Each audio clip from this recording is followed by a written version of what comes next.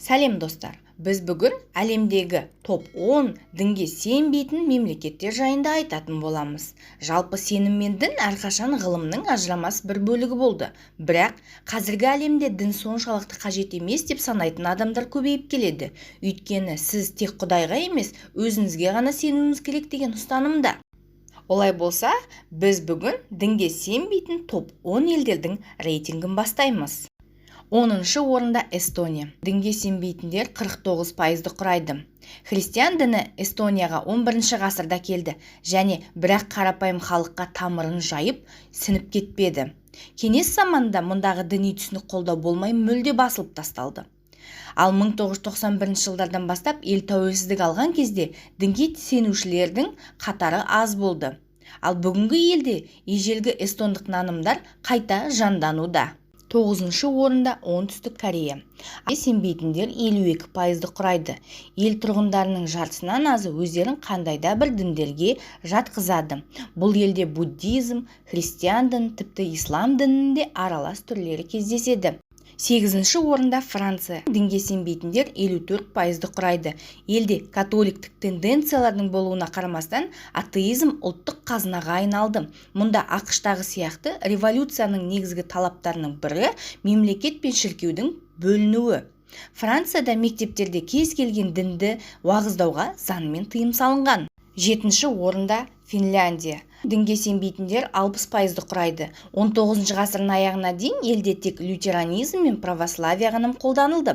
Ал 1889 жылы шыққан заңға сәйкес финдерге христиандық және басқа да дінді ұстануға рұқсат етілді.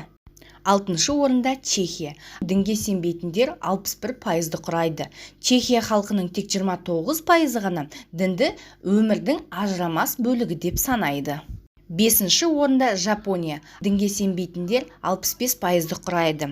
Жапониядағы дін Шығыс Азияның көптеген елдеріндегідей ұлттық дәстүр деңгейінде сақталды. Бірақ жапондықтардың тек 25%-ы ғана дінді өз өмірінің маңызды құрамдас бөлігі деп санайды. 4-ші орында Норвегия. Дінге сенбейтіндер 72%-ды құрайды. Ең бақытты және ең аз дінге сенетін елдер арасында көшбасшы.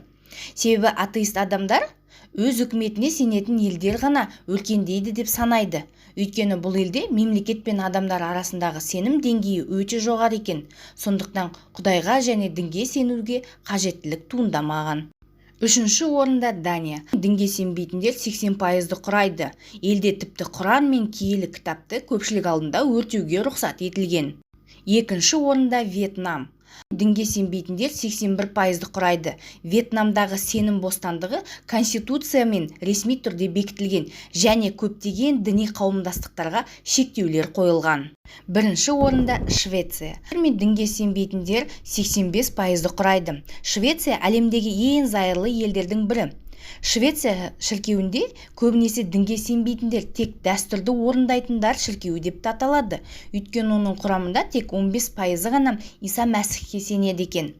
Алайда зайырлы елдердің көпшілігінің өмір сүру деңгейі өте жоғары. Әлемде дінге сенбейтін мемлекеттер қатары күннен күнге өсіп келеді. Бұған тікелей себеп дін үшін соғыс, діни фобияның басталуынан. Сол себепті де көптеген мемлекеттер өздерін зайырлы мемлекет деп жариялауда.